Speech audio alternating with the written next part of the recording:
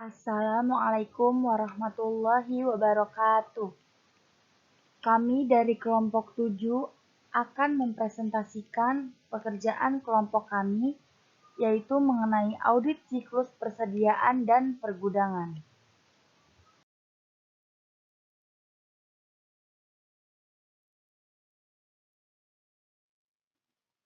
Kelompok 7 terdiri dari 3 anggota, yaitu ada Opin dan Sela Angelia, saya sendiri, serta ada Alvira Supratiwi.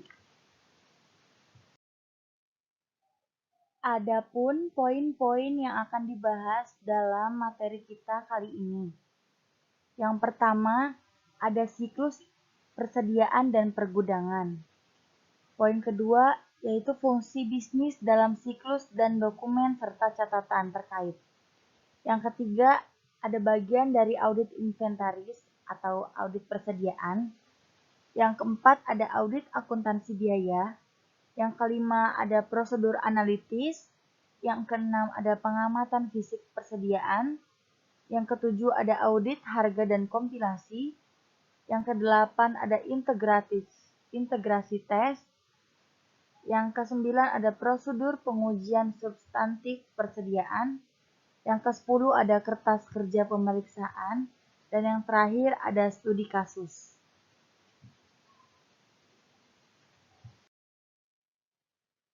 Saya akan membahas poin pertama, yaitu siklus persediaan dan pergudangan. Siklus persediaan dan pergudangan merupakan suatu siklus yang unik karena hubungannya yang erat dengan siklus transaksi lainnya. Untuk perusahaan manufaktur, bahan baku memasuki siklus persediaan dan pergudangan dari siklus akuisisi dan pembayaran. Sementara tenaga kerja langsung memasukinya dari siklus penggajian dan personalia. Siklus persediaan dan pergudangan ini diakhiri dengan penjualan barang dalam siklus penjualan dan penagihan. Audit terhadap persediaan, yang terutama pengujian saldo persediaan akhir tahun, sering sekali merupakan bagian paling kompleks dan paling menghabiskan waktu audit. Nah, adapun faktor-faktor yang mempengaruhi kompleksitas audit persediaan, yaitu yang pertama, ada persediaan sering sekali merupakan akun terbesar pada neraca. Lalu yang kedua, persediaan ini berada pada lokasi yang berbeda, sering banget berada pada lokasi yang berbeda, yang membuat pengendalian serta perhitungan fisik menjadi sulit. Lalu yang ketiga, seringkali sulit bagi seorang auditor untuk mengamati dan menilai item persediaan yang berbeda, seperti perhiasan, bahan kimia, dan suku cadang elektronik. Lalu ada penilaian persediaan juga sulit ketika estimasi keusangan persediaan merupakan hal yang penting dan jika biaya manufaktur harus dialokasikan ke persediaan. Lalu terdapat beberapa metode penilaian persediaan yang dapat diterima dan beberapa organisasi mungkin ingin menggunakan metode penilaian yang berbeda untuk berbagai bagian persediaan yang dapat diterima menurut standar akuntansi. Nah, itu merupakan faktor-faktor yang mempengaruhi kompleksitas dari audit persediaan. Untuk poin kedua, saya akan membahas mengenai fungsi bisnis dalam siklus serta dokumen dan catatan terkait. Lalu fungsi bisnis yang membentuk siklus persediaan dan pergudangan. Gambar 211 ini merupakan menunjukkan arus fisik barang serta arus biaya dalam siklus persediaan dan pergudangan bagi perusahaan manufaktur. Nah, dan di gambar 211 ini itu merupakan arus persediaan dan biaya. Ada bahan baku, tenaga kerja langsung, overhead manufaktur, barang dalam proses, barang jadi, dan harga pokok penjualan. Periksalah pendebitan ke akun T bahan baku, tenaga kerja langsung, dan overhead manufaktur untuk melihat bagaimana siklus persediaan dan pergudangan ini berkaitan dengan siklus akuisisi dan pembayaran, serta siklus penggajian dan personalia. Hubungan langsung dengan siklus penjualan dan penagihan akan terjadi pada titik di mana barang jadi dilepaskan atau dikreditkan dan pembebanan dilakukan ke harga pokok penjualan.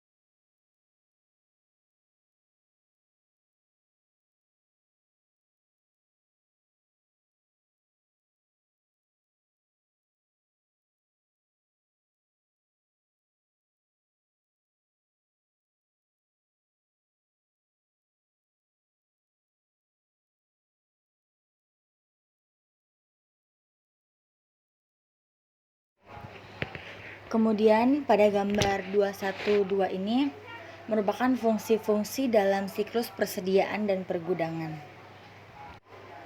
Yang pertama, proses pesanan pembelian. Siklus persediaan dan pergudangan ini dimulai dengan akuisisi bahan baku untuk produksi. Pengendalian yang memadai terhadap pembelian harus diselenggarakan, apakah pembelian persediaan berupa bahan baku bagi perusahaan manufaktur atau barang jadi bagi perusahaan retail. Permintaan pembelian ini merupakan formulir yang digunakan untuk meminta departemen pembelian agar memesan persediaan. Permintaan tersebut dapat dilakukan oleh personil ruang penyimpanan bahan baku yang diperlukan dengan perangkat lunak komputer yang terotomatisasi ketika bahan baku mencapai tingkat yang telah ditentukan terlebih dahulu, melalui pesanan yang dilakukan atas bahan baku yang diminta untuk memenuhi pesanan pelanggan, atau melalui pesanan yang dilakukan atas dasar perhitungan bahan baku secara periodik. Lalu ada menerima bahan baku, penerimaan bahan yang dipesan, yang juga merupakan bagian dari siklus akuisisi dan pembayaran, melibatkan inspeksi atas bahan yang diterima menyangkut kuantitas dan kualitasnya. Departemen penerimaan akan membuat laporan penerimaan yang menjadi bagian dari dokumentasi sebelum pembayaran dilakukan. Setelah diinspeksi, bahan itu dikirim ke ruang penyimpanan dan salinan dokumen penerimaan atau pemberitahuan atau notifikasi elektronik mengenai penerimaan barang. Biasanya diserahkan ke bagian pembelian, ruang penyimpanan, dan utang usaha. Lalu ada menyimpan bahan baku. Setelah diterima, bahan itu biasanya disimpan di ruang penyimpanan. Nah, ketika departemen lainnya perlu bahan untuk diproduksi, personil ruang penyimpanan menyerahkan permintaan bahan yang telah disetujui secara layak, mengerjakan pesanan atau dokumen serupa atau pemberitahuan elektronik yang mengindikasikan jenis dan kuantitas bahan yang diperlukan. Dokumen permintaan ini digunakan untuk memperbarui file induk persediaan perpetual dan mencatat transfer dari akun bahan baku ke akun barang dalam proses. Pembaruan tersebut dilakukan secara otomatis dalam organisasi yang memiliki sistem perangkat lunak akuntansi dan manajemen persediaan yang terintegrasi. Lalu selanjutnya ada memproses barang. Pemrosesan persediaan sangat bervariasi dari perusahaan ke perusahaan. Perusahaan menentukan item dan kuantitas barang jadi yang akan dibuat berdasarkan pesanan khusus dari pelanggan, peramalan penjualan, tingkat persediaan barang jadi yang telah ditentukan sebelumnya, dan operasi produksi yang ekonomis. Departemen pengendalian produksi yang terpisah sering sekali bertanggung jawab untuk menentukan jenis dan kuantitas yang akan diproduksi. Sistem akuntansi biaya yang memadai merupakan bagian penting dari pemrosesan fungsi barang bagi semua perusahaan manufaktur. Sistem tersebut menunjukkan profitabilitas relatif produk bagi perencanaan dan pengendalian manajemen, serta menilai persediaan untuk menyusun laporan keuangan. Untuk catatan akuntansi biaya terdiri dari file induk, spreadsheet, dan laporan yang mengakumulasikan biaya bahan, tenaga kerja, serta overhead berdasarkan pekerjaan atau proses ketika biaya tersebut dikeluarkan. Ketika pekerjaan atau produk telah selesai, biaya yang terkait ditransfer dari barang dalam proses ke barang jadi pada laporan departemen produksi. Lalu selanjutnya menyimpan barang jadi. Ketika barang jadi telah selesai, barang itu ditempatkan di ruang penyimpanan menunggu dikirim. Dalam perusahaan yang memiliki pengendalian internal yang baik, barang jadi disimpan dengan pengendalian fisik yang terpisah dari suatu area dengan akses terbatas. Pengendalian barang jadi sering sekali dianggap sebagai bagian dari siklus penjualan dan penagihan. Selanjutnya ada mengirimkan barang jadi. Pengiriman barang jadi merupakan bagian dari siklus penjualan dan penagihan. Pengiriman aktual barang kepada pelanggan dalam pertukaran dengan kas atau aset lainnya seperti piutang usaha, menciptakan pertukaran aset yang diperlukan untuk memenuhi kriteria pengakuan pendapatan. Bagi sebagian besar transaksi penjualan, pengiriman aktual merupakan pemicu untuk mengakui piutang usaha dan penjualan terkait dalam sistem akuntansi. Jadi pengiriman barang jadi harus diotorisasi oleh dokumen pengiriman yang disetujui secara layak. Selanjutnya, file induk persediaan perpetual. File induk persediaan perpetual ini umumnya mencantumkan informasi tentang unit persediaan yang diakuisisi, dijual, dan ada di tangan. Dalam sistem terkomputerisasi, Dalam sistem komputerisasi yang dirancang dengan baik, file itu juga berisi informasi mengenai biaya per unit. Untuk akuisisi bahan baku, file induk persediaan perpetual ini diperbarui secara otomatis ketika akuisisi persediaan diproses sebagai bagian dari pencatatan akuisisi. Sebagai contoh, jika jumlah unit dan biaya per unit di setiap akuisisi bahan baku dimasukkan ke dalam sistem komputer, informasi ini akan digunakan untuk memperbarui file induk persediaan perpetual bersama dengan jurnal akuisisi dan file induk utang usaha. Transfer bahan baku dari ruang penyimpanan harus dimasukkan secara terpisah ke dalam komputer untuk memperbarui catatan perpetual. Pada umumnya hanya unit yang ditransfer yang perlu dimasukkan karena komputer menentukan biaya per unit dari file induk. File induk persediaan perpetual barang jadi mencantumkan jenis informasi yang sama seperti persediaan perpetual bahan baku, namun dianggap lebih kompleks jika biaya dimasukkan bersama dengan unit barang. Biaya barang jadi meliputi bahan baku, tenaga kerja langsung, dan overhead manufaktur, yang seringkali mengharuskan alokasi dan pencatatan yang terinci. Jika persediaan perpetual barang jadi meliputi biaya per unit, catatan akuntansi biaya harus diintegrasikan ke dalam sistem komputer. Selanjutnya, di poin ketiga, saya akan membahas bagian audit persediaan. Tujuan keseluruhan dari audit siklus persediaan dan pergudangan adalah menyediakan asuransi bahwa laporan keuangan memperhitungkan secara wajar bahan baku, barang dalam proses, persediaan barang jadi, dan harga pokok penjualan. Nah, audit siklus persediaan dan pergudangan ini dapat dibagi menjadi 5 aktivitas yang berbeda dalam siklus. Yang pertama, mengakuisisi dan mencatat bahan baku, tenaga kerja, dan overhead. Yang kedua, mentransfer secara internal aset dan biaya. Yang ketiga, mengirimkan barang dan mencatat pendapatan serta biaya. Yang keempat, mengamati persediaan secara fisik. Dan yang kelima, menetapkan harga dan mengompilasi persediaan. Nah, gambar 213 ini merupakan gambar dari audit persediaan. Yang pertama itu ada mengakuisisi dan mencatat bahan baku, tenaga kerja, dan overhead. Bagian audit ini meliputi 3 fungsi. Pertama, pada gambar 212 yang tadi itu, hal tersebut yang mencakup pemrosesan pesanan pembelian, penerimaan bahan baku, dan penyimpanan bahan baku.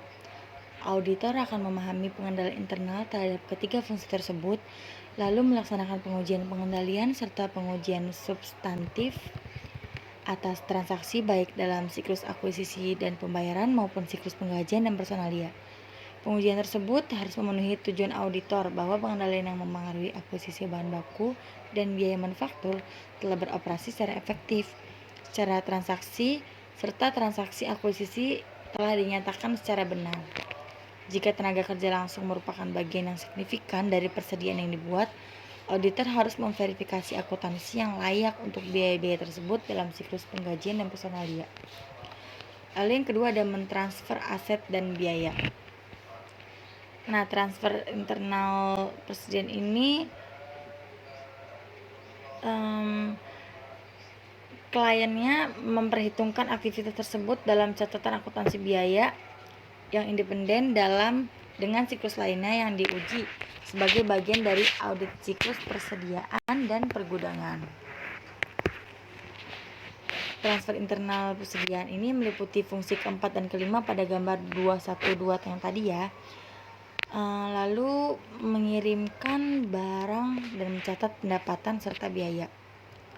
Pencatatan pengiriman dan biaya yang terkait merupakan fungsi yang terakhir tuh pada gambar 212. Karena fungsi tersebut merupakan bagian dari siklus penjualan dan penagihan. Nah, auditor harus memahami dan menguji pengendalian internal terhadap pencatatan pengiriman sebagai bagian dari audit siklus tersebut. Termasuk prosedur untuk memverifikasi keakuratan pengkreditan dan persediaan yang dicatat dalam file induk persediaan perpetual. Lalu mengamati persediaan secara fisik. Auditor harus mengamati klien yang melakukan perhitungan fisik persediaan untuk menentukan apakah persediaan yang tercatat benar-benar ada pada tanggal neraca dan dihitung secara benar oleh klien. Pemeriksaan fisik ini merupakan jenis bukti yang penting yang digunakan untuk memverifikasi keberadaan dan perhitungan persediaan. Lalu ada menetapkan harga dan mengkompilasi persediaan. Nah, biaya yang harus digunakan untuk menilai persediaan harus diuji guna menentukan apakah klien telah mengikuti secara benar metode persediaan yang sesuai baik dengan standar akuntansi maupun konsisten dengan tahun sebelumnya. Prosedur audit yang digunakan untuk memverifikasi biaya-biaya tersebut disebut sebagai pengujian harga. Nah, gambar 213 ini mengintisarkan 5 bagian audit siklus persediaan dan pergudangan karena keterkaitan antara siklus persediaan dan pergudangan dengan siklus lainnya. Beberapa bagian audit persediaan akan lebih efisien jika diuji dengan pengujian audit antar sip lainnya. Seperti pada gambar 213 ini, auditor menguji akuisisi pencatatan bahan baku, tenaga kerja serta overhead sebagai bagian dari audit atas siklus akuisisi dan pembayaran serta siklus penggajian dan personalia. Selain itu, mereka juga menguji pengiriman barang dan pencatatan pendapatan serta biaya terkait dalam audit siklus penjualan penagihan karena Selanjutnya di poin keempat, saya akan membahas tentang audit akuntansi biaya.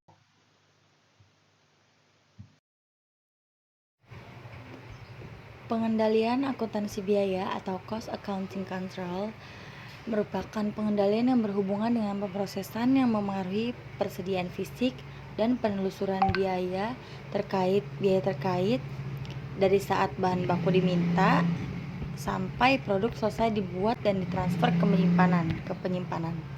Jadi pengendalian tersebut dapat dibagi dalam 2 kategori luas. Yang pertama, pengendalian fisik terhadap bahan baku, barang dalam proses, dan persediaan barang jadi. Dan yang kedua, pengendalian terhadap biaya terkait. Hampir seluruh perusahaan memerlukan pengendalian fisik terhadap asetnya untuk mencegah kerugian akibat penyalahgunaan dan juga pencurian. Untuk melindungi aset, sebagian besar perusahaan memisahkan secara fisik dan membatasi akses ke area penyimpanan bahan baku, barang dalam proses, serta barang jadi untuk mengendalikan pergerakan persediaan.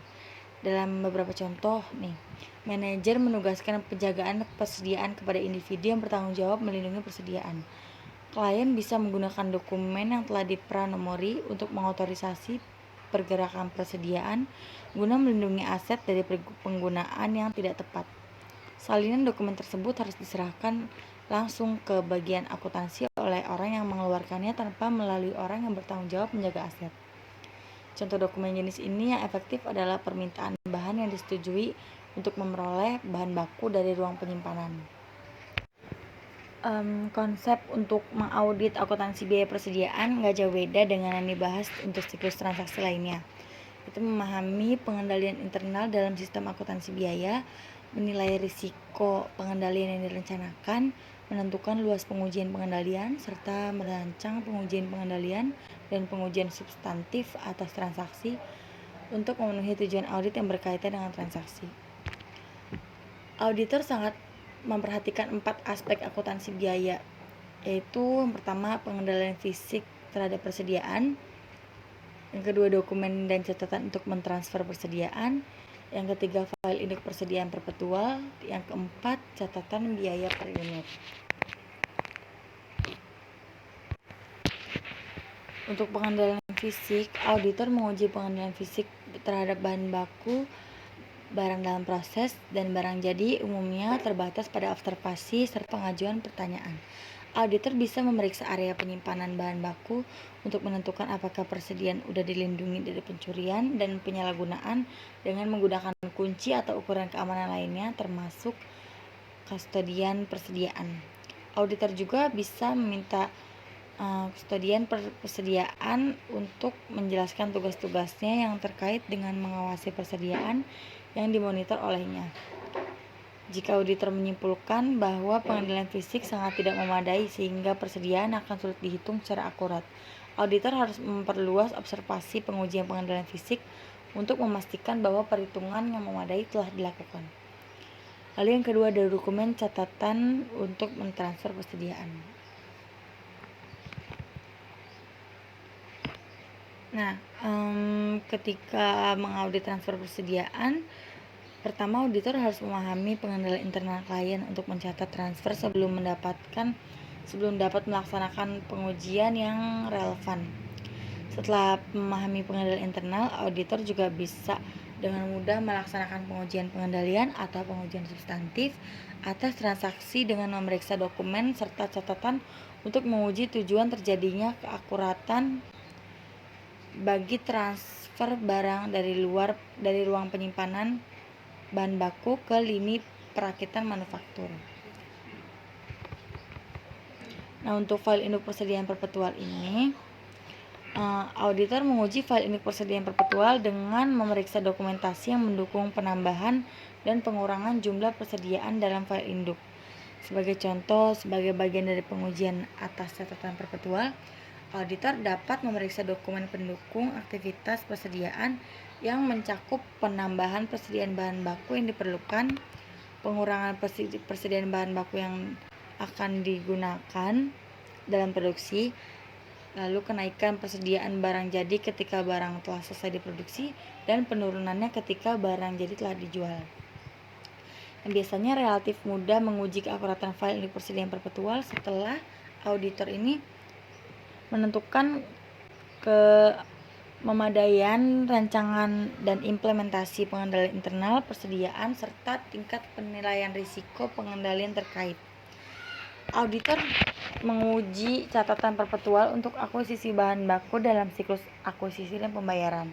Sementara pengurangan barang jadi untuk penjualan diuji dalam siklus penjualan dan penagihan.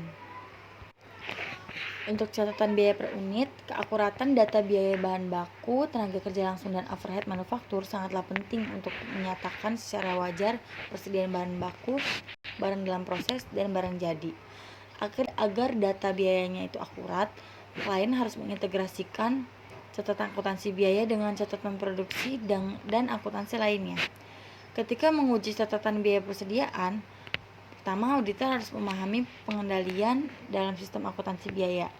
Pemahaman ini bisa menghabiskan banyak waktu karena arus biaya diintegrasikan dengan catatan akuntansi dalam 3 siklus lainnya: akuisisi dan pembayaran, penggajian dan personalia, serta penjualan dan penagihan.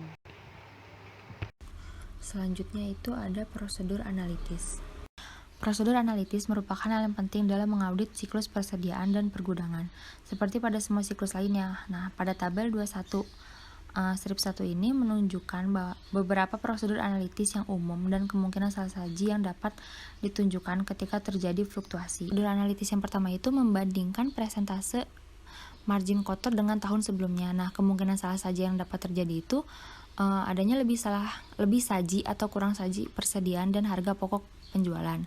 Prosedur analitis yang kedua membandingkan perputaran persediaan harga pokok penjualan dibagi dengan persediaan rata-rata dengan tahun sebelumnya. Nah, kemungkinan salah sajinya itu persediaan yang usang yang mempengaruhi persediaan dan harga pokok penjualan lebih saji atau kurang saji persediaan. Yang ketiga itu ada membandingkan biaya per unit persediaan dengan tahun sebelumnya. Nah, kemungkinan salah saji yang dapat terjadi itu lebih saji atau kurang saji biaya per unit yang mempengaruhi persediaan dan harga pokok penjualan. Lalu yang keempat itu membandingkan nilai persediaan yang ditambahkan dengan tahun sebelumnya. Salah saji dalam kompilasi biaya per unit atau perkalian yang mempengaruhi persediaan dan harga pokok penjualan. Lalu yang terakhir itu prosedur analitis yang kelima adalah membandingkan biaya manufaktur tahun berjalan dengan tahun sebelumnya. Harus disesuaikan dengan perubahan volume saji. Nah, kemungkinan salah saji yang dapat terjadi itu adalah salah saji biaya per unit persediaan, terutama tenaga kerja langsung dan overhead manufaktur yang mempengaruhi persediaan dan harga pokok penjualan. Selanjutnya ada observasi fisik persediaan. Karena persediaan ini sangat bervariasi untuk perusahaan yang berbeda, maka memahami industri dan bisnis klien merupakan hal yang lebih penting bagi observasi fisik persediaan maupun penetapan harga dan kompilasi persediaan ketimbangan sebagian besar bidang audit lainnya. Nah, contoh pertimbangan kunci yang harus dipertimbangkan auditor termasuk metode penelitian persediaan yang dipilih oleh manajemen, potensi keuangan persediaan, dan resiko bahwa persediaan konsinyasi akan tercampur dengan persediaan sendiri.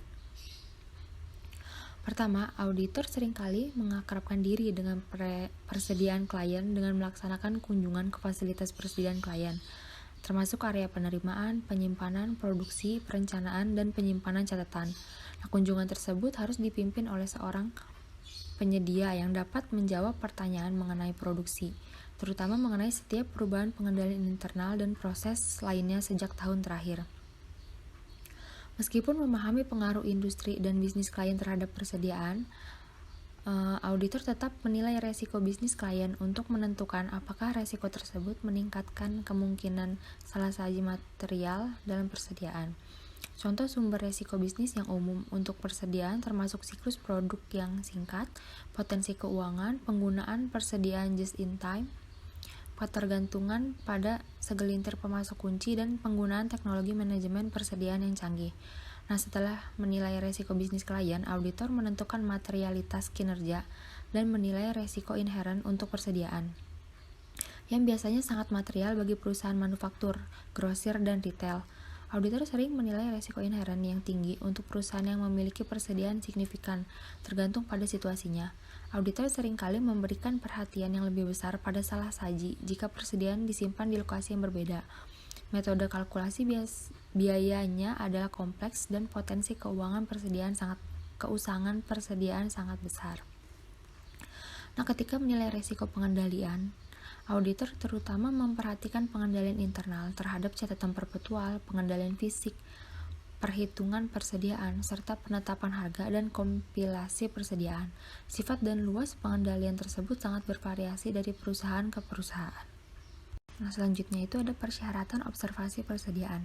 Nah, standar auditing mengharuskan auditor untuk menerima efektivitas metode perhitungan persediaan klien dan ketergantungan yang dapat mereka tempatkan pada representasi klien mengenai kuantitas serta kondisi fisik persediaan. Nah, untuk memenuhi persyaratan tersebut, auditor itu harus yang pertama hadir pada saat klien menghitung persediaannya untuk menentukan saldo akhir tahun. Yang kedua, mengamati prosedur perhitungan klien. Yang ketiga itu mengajukan pertanyaan kepada personel klien mengenai prosedur perhitungannya. Dan yang terakhir itu melakukan pengujian atas perhitungan fisik independen mereka sendiri. Nah, titik yang penting dalam standar auditing adalah perbedaan antara siapa yang mengamati perhitungan persediaan fisik dan siapa yang bertanggung jawab melakukan perhitungan. Klien adalah pihak yang bertanggung jawab menetapkan prosedur untuk menghitung persediaan fisik secara akurat dan benar-benar melakukan serta mencatat perhitungan tersebut. Nah, auditor bertanggung jawab mengevaluasi dan mengamati prosedur klien, termasuk menguji perhitungan persediaan dan menarik kesimpulan mengenai kememadaian persediaan fisik. Nah, pemeriksaan persediaan secara fisik oleh auditor tidak akan diperlukan jika persediaan telah ditempatkan di gudang publik atau diawasi oleh kustodian dari luar perusahaan. Nah, dalam situasi tersebut, auditor akan memverifikasi persediaan melalui konfirmasi dengan kustodian itu. Nah, akan tetapi jika persediaan yang disimpan oleh kustodian pihak luar itu merupakan bagian dari aset lancar atau total aset yang signifikan, auditor harus menerapkan prosedur tambahan seperti menyelidiki prosedur persediaan kustodian, memperoleh laporan akuntan independen menyangkut prosedur pengendalian kustodian terhadap penyimpanan barang atau mengamati perhitungan fisik barang yang disimpan oleh kustodian. Selanjutnya ada pengendalian terhadap perhitungan fisik. Tanpa memandang metode penyimpanan catatan persediaan, klien harus melakukan perhitungan fisik persediaan secara periodik, tetapi tidak perlu setiap tahun. Perhitungan fisik dapat dilakukan pada atau mendekati tanggal neraca, pada tanggal interim, atau atas dasar siklus sepanjang tahun. Dua pendekatan terakhir hanya akan efektif jika pengendalian terhadap file induk persediaan perpetual sudah memadai. Pengendalian yang memadai terhadap perhitungan fisik persediaan klien meliputi instruksi klien yang benar untuk melakukan perhitungan fisik, supervisi oleh personil perusahaan yang bertanggung jawab, verifikasi internal yang independen atas perhitungan yang dilakukan oleh personel klien lainnya, rekonsiliasi independen antara perhitungan fisik dengan file induk persediaan perpetual, dan pengendalian klien yang memadai terhadap lembar perhitungan atau tag yang digunakan untuk mencatat perhitungan persediaan. Auditor harus memahami pengendalian atas perhitungan persediaan fisik klien sebelum perhitungan persediaan dimulai. Meskipun pemahaman ini memang diperlukan untuk mengevaluasi keefektifan prosedur klien, hal tersebut juga memungkinkan auditor untuk memberikan saran konstruktif sebelumnya. Jadi, jika pengendalian atas perhitungan persediaan fisik klien tidak memadai, auditor akan menghabiskan lebih banyak waktu untuk memastikan bahwa perhitungan fisik tersebut sudah akurat.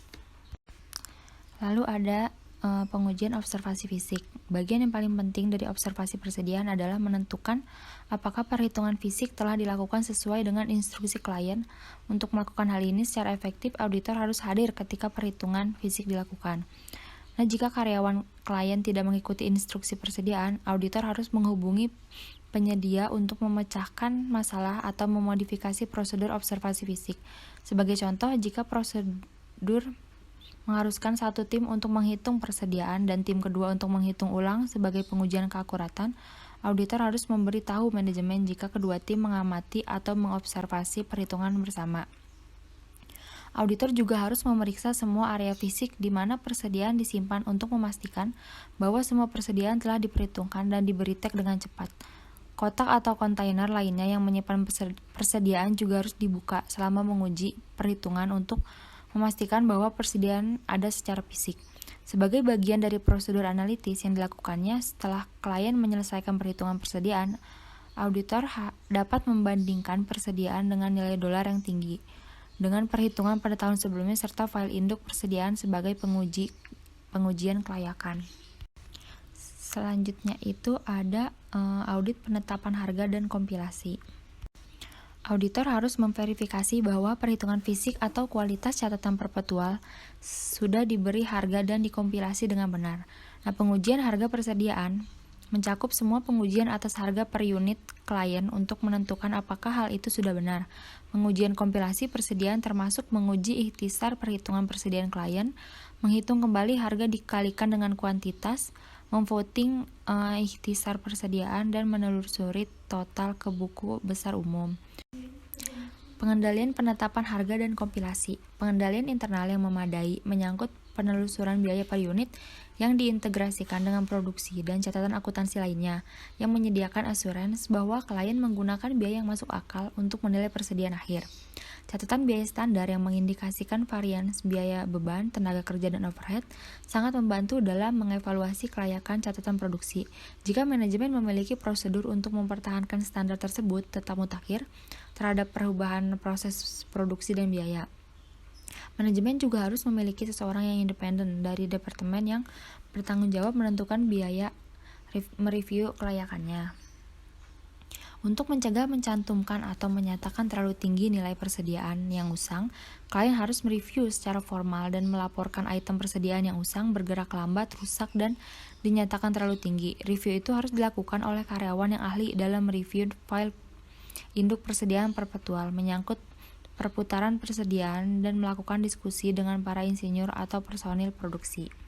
Klien memerlukan pengendalian internal atas kompilasi persediaan untuk memastikan bahwa perhitungan fisik telah diikhtisarkan dengan benar, diberi harga pada jumlah yang sama seperti catatan per unit, dikalikan dan ditotalkan dengan benar, serta dicantumkan dalam file induk persediaan perpetual dan akun persediaan di buku besar umum terkait jumlah yang tepat. Prosedur penetapan harga dan kompilasi. Seperti yang telah kita bahas, observasi fisik merupakan sumber utama informasi visa batas untuk penjualan dan pembelian. Pengujian atas catatan akuntansi untuk visa batas dilakukan sebagai bagian dari penjualan dan akuisisi.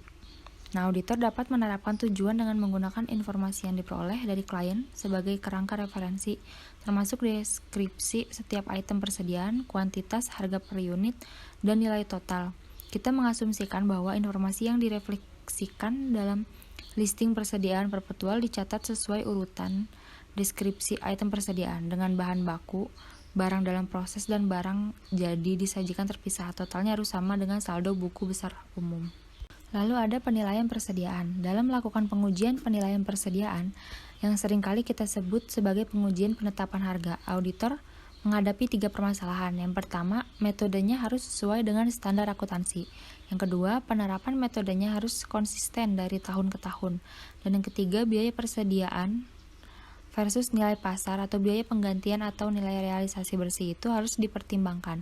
Nah, karena metode untuk memverifikasi penetapan harga persediaan tergantung pada apakah item persediaan diakuisisi atau dibuat. Kedua kategori tersebut akan dibahas secara terpisah nantinya. Yang pertama, penetapan harga persediaan yang dibeli. Jenis persediaan utama yang termasuk dalam kategori ini adalah bahan baku, suku cadang yang dibeli, dan perlengkapan sebagai langkah pertama untuk memverifikasi penilaian persediaan yang dibeli. Auditor harus menentukan apakah klien menggunakan metode LIFO, FIFO, rata-rata tertimbang, atau beberapa metode penilaian lainnya. Auditor juga harus menentukan biaya mana yang akan dilibatkan dalam penilaian item persediaan. Yang kedua itu penetapan harga persediaan yang dibuat. Nah, pada penetapan harga barang dalam proses dan barang jadi, auditor harus mempertimbangkan biaya bahan baku, tenaga kerja langsung, dan overhead manufaktur. Keharusan untuk memverifikasi setiap hal tersebut membuat audit atas persediaan barang dalam proses dan barang jadi menjadi lebih kompleks ketimbang audit atas persediaan yang dibeli. Akan tetapi, beberapa pertimbangan yang diterapkan pada audit atas persediaan yang dibeli masih dapat digunakan, seperti pemilihan item yang akan diuji, pengujian apakah biaya atau nilai pasar yang lebih rendah, dan pengevaluasian kemungkinan keusangan. Lalu selanjutnya itu ada integrasi pengujian. Gambar 21 strip 4 dan pembahasannya ini mengikhtisarkan serta mengilustrasikan audit atas siklus persediaan dan pergudangan sebagai serangkaian pengujian yang terintegrasi. Yang pertama itu pengujian siklus akuisisi dan pembayaran. Nah, ketika memverifikasi akuisisi persediaan sebagai bagian dari pengujian siklus akuisisi dan pembayaran, auditor juga memerlukan bukti mengenai keakuratan bahan baku yang diperoleh dan semua biaya overhead manufaktur yang dikeluarkan kecuali tenaga kerja. Biaya akuisisi tersebut mengalir secara langsung ke harga pokok penjualan atau menjadi bagian terbesar dari persediaan akhir bahan baku, barang dalam proses, dan barang jadi. Dalam audit, di mana klien memiliki file induk persediaan perpetual, audit sering kali menguji hal tersebut sebagai bagian dari prosedur pengujian pengendalian, serta pengujian substantif atas transaksi yang dilakukan dalam siklus akuisisi dan pembayaran. Demikian juga jika biaya manufaktur dibebankan ke setiap pekerjaan atau proses, hal itu biasanya diuji sebagai bagian dari siklus yang sama. Lalu pengujian pada siklus penggajian dan personalia. Ketika auditor memverifikasi biaya tenaga kerja, kondisi yang sama juga berlaku seperti untuk akuisisi. Dalam sebagian besar kasus, catatan akuntansi biaya untuk biaya tenaga kerja langsung dan tidak langsung dapat diuji sebagai bagian dari audit siklus penggajian dan personalia. Lalu pengujian siklus penjualan dan penagihan. Hubungan antara siklus penjualan dan penagihan serta siklus persediaan dan pergudangan tidak seerat seperti dua siklus yang baru saja kita bahas, akan tetapi sebagian besar pengujian audit atas penyimpanan barang jadi serta pengiriman dan pencatatan penjualan dapat dilakukan ketika siklus penjualan dan penagihan diuji. Jika klien menggunakan catatan biaya standar, auditor mungkin bisa menguji harga pokok penjualan standar bersamaan dengan dilaksanakannya pengujian penjualan. Lalu pengujian akuntansi biaya. Nah, pengujian atas catatan akuntansi biaya merupakan sarana untuk memverifikasi pengendalian yang mempengaruhi persediaan karena auditor tidak memverifikasi sebagian bagian dari pengujian atas ketiga siklus sebelumnya. Auditor menguji pengendalian fisik, transfer biaya bahan baku ke barang dalam proses, transfer biaya barang yang telah selesai ke barang jadi, file induk persediaan perpetual, dan catatan biaya per unit. Persediaan fisik, penetapan harga, dan kompilasi sama pentingnya bagi audit persediaan karena salah saji dalam salah satu aktivitas dapat menyebabkan persediaan dan harga pokok penjualan itu disalah-sajikan. Dalam sebagian besar audit, harga pokok penjualan adalah nilai residu dari persediaan awal ditambah akuisisi bahan baku, tenaga kerja langsung, dan biaya manufaktur lainnya dikurangi persediaan akhir. Nah, karena harga pokok penjualan merupakan nilai residu dan seringkali menjadi akun terbesar pada laporan laba rugi, maka arti penting mengaudit persediaan akhir menjadi semakin nyata. Dalam menguji persediaan fisik, auditor mungkin sangat tergantung pada file induk persediaan perpetual jika file itu telah diuji sebagai bagian dari salah satu atau lebih siklus yang telah kita bahas dan dianggap dapat diandalkan.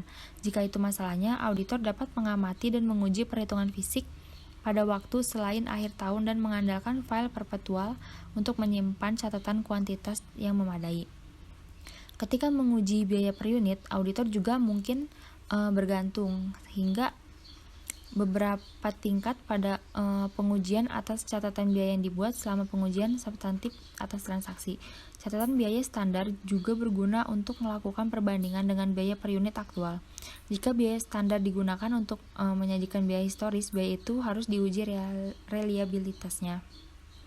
Terakhir, ketika menguji pengendalian dan melaksanakan pengujian substantif yang berhubungan dengan transaksi serta saldo persediaan, auditor juga mengintegrasikan pengujian yang berhubungan dengan tujuan audit yang berkaitan dengan saldo dengan pengujian yang dilaksanakan untuk memenuhi 4 tujuan penyajian dan pengungkapan.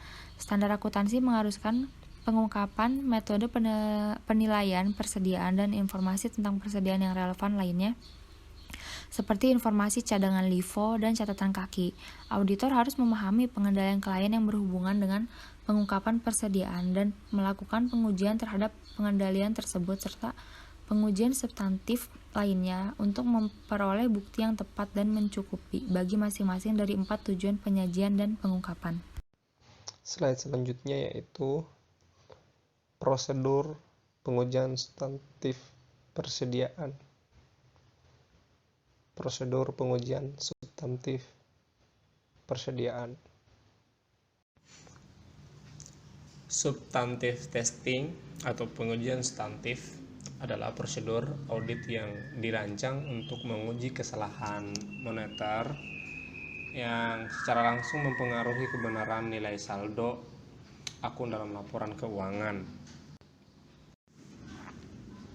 Terdapat 3 macam pengujian substantif, yaitu pengujian substantif atas transaksi, yang kedua prosedur analitis, yang ketiga pengujian terinci atas saldo. Pengujian substantif atas transaksi dimaksudkan untuk menentukan apakah tujuan audit berkait transaksi, transactional and objektif telah terpenuhi, yang meliputi 1. Kejadian atau eksistensi, keadaannya. Transaksi yang dicatat adalah benar-benar ada apa enggak gitu. Yang kedua, kelengkapan, completion. Semua transaksi yang terjadi dicatat gitu, harus semuanya tercatat, nggak ada yang tertinggal, akurat gitu. Karena ini berkaitan selanjutnya itu adalah akurasi gitu. Transaksi yang dicatat, 4 klasifikasi transaksi yang telah diklasifikasikan dengan tepat. 5 adalah timingnya, ketepatan waktunya.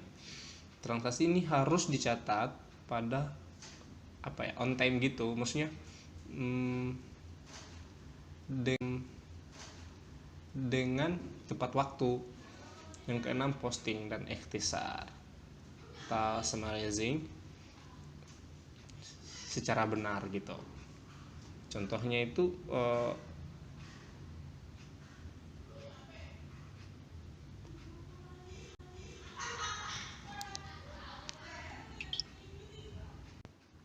terus ada model perencanaan, pengujian, pengendalian, dan pengujian substantif atas transaksi ini. Ada memuat satu bagian yang diperoleh atas pengendalian internal. Kedua, cakupan penjelasan dari prosedur-prosedur yang telah dilakukan ketika mendapatkan pemahaman atas pengendalian internal dan risiko pengendalian yang diperkirakan. Faktor yang dipertimbangkan satu, hasil penilaian awal atas pengendalian internal. 2. Memperkirakan risiko pengendalian. 3. Evaluasi biaya dan manfaat dari pengujian dan pengendalian. Langkah perancangan program pengujian, pengendalian, dan pengujian substantif atas transaksi. 1. Menetapkan tujuan audit berkaitan dengan transaksi. 2. Identifikasi berkaitan dengan transaksi. 2. Identifikasi pengendalian utama untuk setiap tujuan audit berkaitan dengan transaksi. 3. Merancang pengujian pengendalian dengan menetapkan prosedur audit yang tepat. sampel, pemilihan item yang akan diuji, dan waktu pelaksanaan pengujian. Rancang pengujian substantif atas transaksi dengan menetapkan prosedur audit yang tepat, ukuran sampel, pemilihan item yang akan diuji, dan waktu pelaksanaan pengujian. Alurnya, bila dinilai berisiko suatu pengendalian atau deviasi dalam pengujian pengendalian yang mengindikasikan terjadi salah saji dalam laporan keuangan, maka auditor melakukan pengujian substantif atas transaksi dan pengujian terperinci atas saldo yang menentukan apakah salah saji tersebut benar-benar terjadi. 2. Auditor harus melakukan pengujian substantif atas transaksi pengeluaran kas dan secara memperluas pemeriksaan atas dokumen kelengkapan.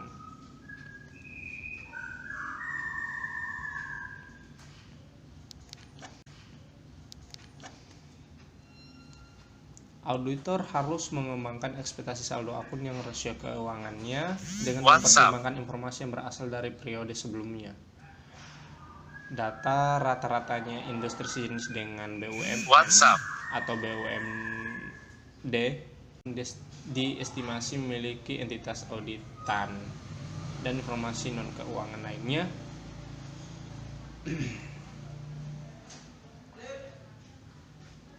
Selanjutnya ada prosedur analitis dilakukan pada beberapa tahap.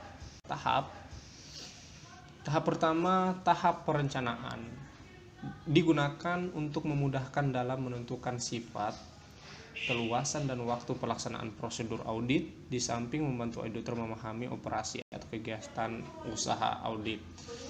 Yang kedua, tahap pelaksanaan audit, dari pengujian yang bersifat final dalam menentukan salah saji, material, atau masalah keuangan lainnya. Di samping juga membantu auditor dalam memberikan pandangan secara objektif terhadap laporan keuangan yang diauditnya.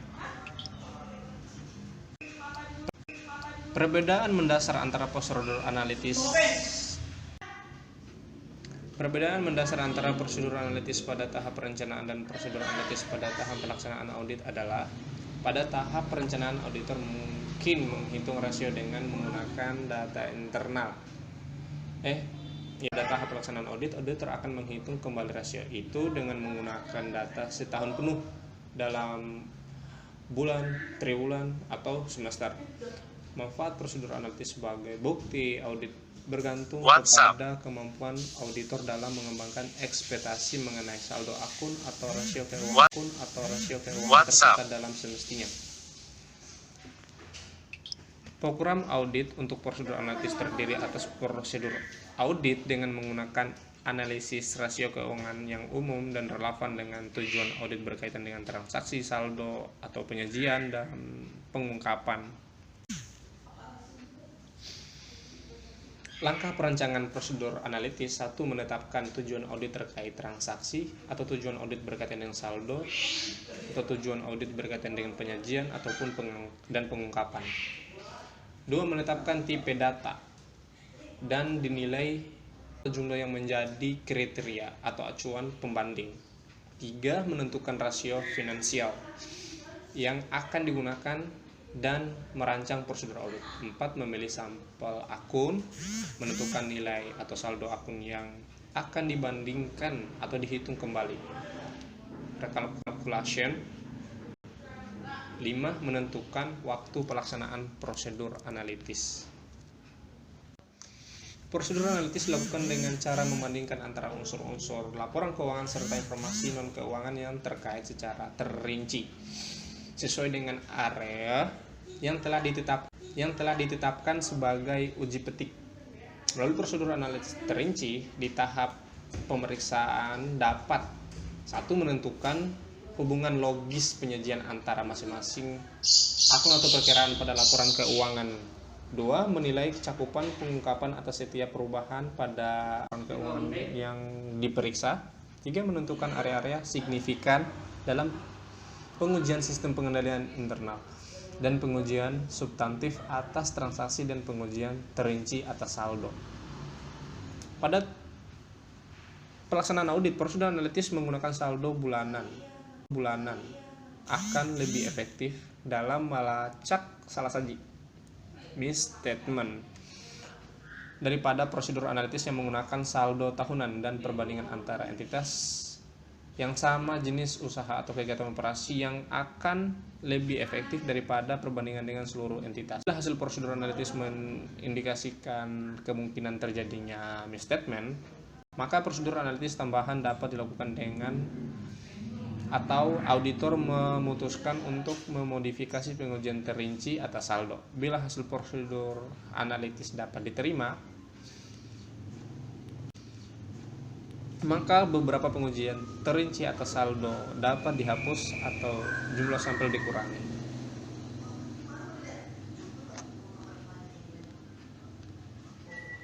Yang ketiga, alur pencatatan pengujian terinci atas saldo. Luas dari pengujian terinci atas saldo bergantung dari hasil pengujian pengendalian, pengujian substantif transaksi, dan prosedur analisis untuk akun tersebut. Pengujian terinci atas saldo relatif mahal dalam pengiriman konfirmasi dan perhitungan fisik aktiva. Oleh karena itu, auditor biasanya mencoba untuk merencanakan audit yang meminimalkan penggunaan pengujian ini. Catatan, ada rekonsiliasi bank yang pengujian ini dilakukan bila auditor yakin bahwa rekonsiliasi bank akhir tahun anggaran dengan sengaja telah disalah-sajikan. Tujuan pengujian memverifikasi semua transaksi yang dicatat dalam jurnal untuk bulan terakhir tahun anggaran berjalan. 2. Memverifikasi kebenaran kelengkapan pos-pos yang dimasukkan dalam rekonsiliasi. Kemudian, pengujian selanjutnya membuktikan kas. Pembuktian kas dilakukan bila pengendalian internal atas kas dinilai tidak memadai. Pembuktian kas meliputi prosedur audit. Pertama, rekonsiliasi saldo kas pada rekening koran dengan saldo kas pada buku besar untuk periode tertentu. Kedua, rekonsiliasi store dengan jurnal penerimaan kas untuk periode tertentu. Yang ketiga, rekonsiliasi saldo kas pada rekening koran dengan saldo pada buku besar pada akhir periode pembuktian kas. Pengujian selanjutnya itu pengujian untuk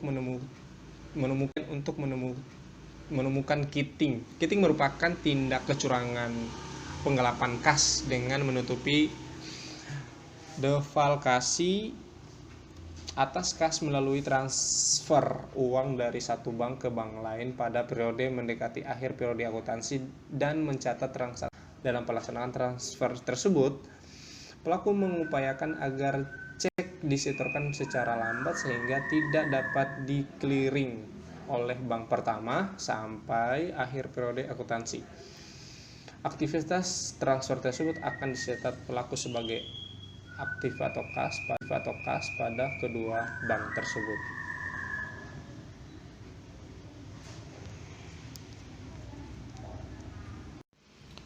Case studinya yaitu pada perusahaan kecil 31 Desember 2010 tercatat untuk closing inventories-nya itu sebagai berikut. Di bagian inventories-nya itu kita lihat dari unit produknya yang tercatat totalnya sebanyak 365.000. Di sini kan ada terdapat 3 tabel. Kalau di terdapat 3 tabel.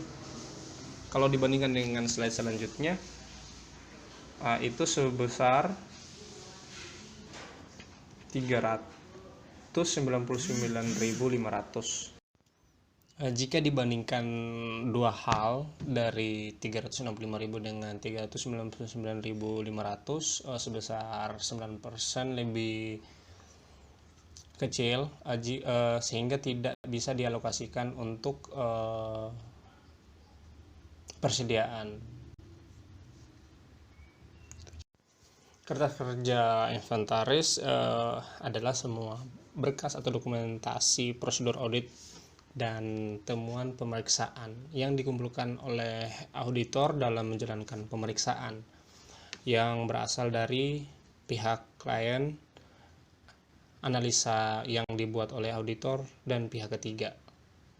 Berkas yang berasal dari klien itu ada neraca saldo, ada rekonsiliasi bank, analisa umur piutang, ada rincian persediaan, rincian utang, rincian beban umum dan administrasi, rincian beban penjualan, surat pernyataan klien. Kemudian untuk analisa yang dibuat oleh auditor berupa pertama berita acara cash of name, kedua pemahaman dan evaluasi internal control termasuk internal control questionnaires atau ICQ, 3 analisa penarikan aktiva tetap, 4 analisa mengenai cukup tidaknya allowance for bad debit, 5 6 working profit and loss, 7 top schedule, sporting schedule, draft laporan audit, dan terakhir manajemen letter. Berkas yang diperoleh pihak ketiga: pertama pelanggan, kedua vendor, ketiga bank, keempat penasihat hukum perusahaan atau tentang masalah hukum yang sedang berlangsung. Tujuan kertas kerja audit itu mendukung opini auditor mengenai kewajaran laporan keuangan. Kedua, sebagai bukti bahwa audit akan pemeriksaan sesuai dengan standar profesional akuntan publik. Tiga, sebagai referensi dalam hal ada pertanyaan dari pihak pajak, pihak bank, dan pihak klien. Tujuan kertas kerja yang pemeriksaan selanjutnya ada yang keempat, sebagai salah satu dasar penelitian asisten seluruh tim audit, sehingga dapat dibuat evaluasi mengenai kemampuan asisten sampai dengan partner sesudah selesai suatu penugasan. Kelima, sebagai penanganan untuk audit tahun berikutnya. Yang pertama untuk mengecek saldo awal, yang kedua untuk mempelajari oleh audit staff yang baru ditugaskan untuk memeriksa klien. Tiga, menyusun audit pada tahun berikutnya.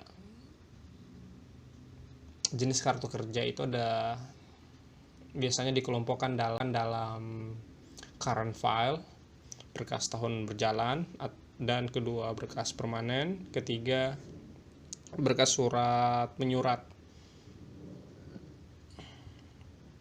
Current file-nya itu merupakan kertas kerja yang kegunaannya untuk tahun berjalan, meliputi neraca saldo, berita acara cash of name, rekonsiliasi bank, rincian piutang, rincian persediaan, rincian utang, rincian biaya, dan lain-lain. Untuk permanent file, kegunaannya untuk beberapa tahun, meliputi akte pendirian, pedoman akuntansi, accounting manual, dan notulen rapat. Untuk correspondent file atau yang dikenal dengan berkas surat menyurat merupakan kertas kerja hasil dari korespondensi dengan klien melalui surat menyurat. Kriterianya, pembuatan kertas kerja audit mempunyai tujuan yang pertama, mempunyai tujuan dan melaksanakan prosedur audit yang dilakukan dengan menggunakan audit checkmark. Contoh,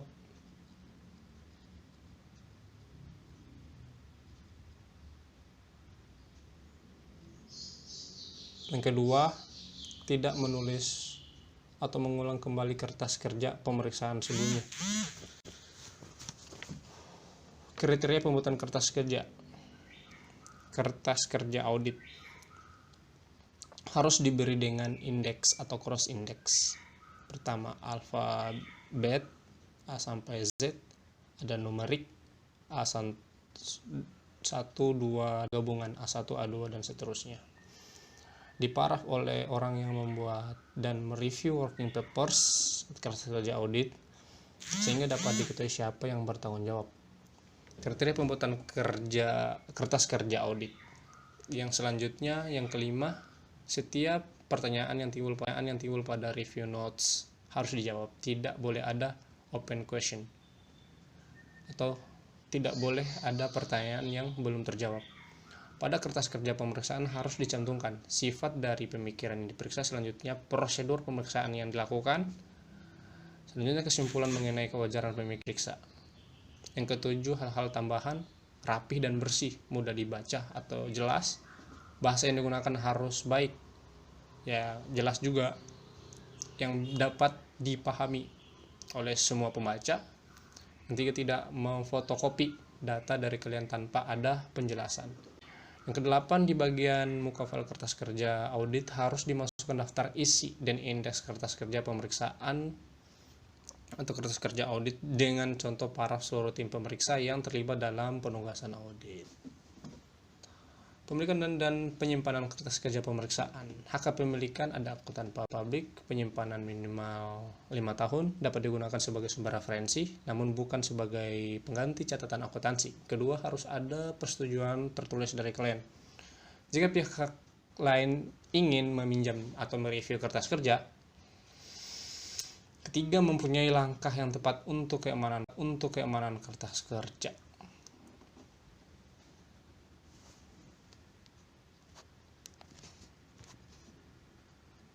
Terima kasih. Wassalamualaikum warahmatullahi wabarakatuh.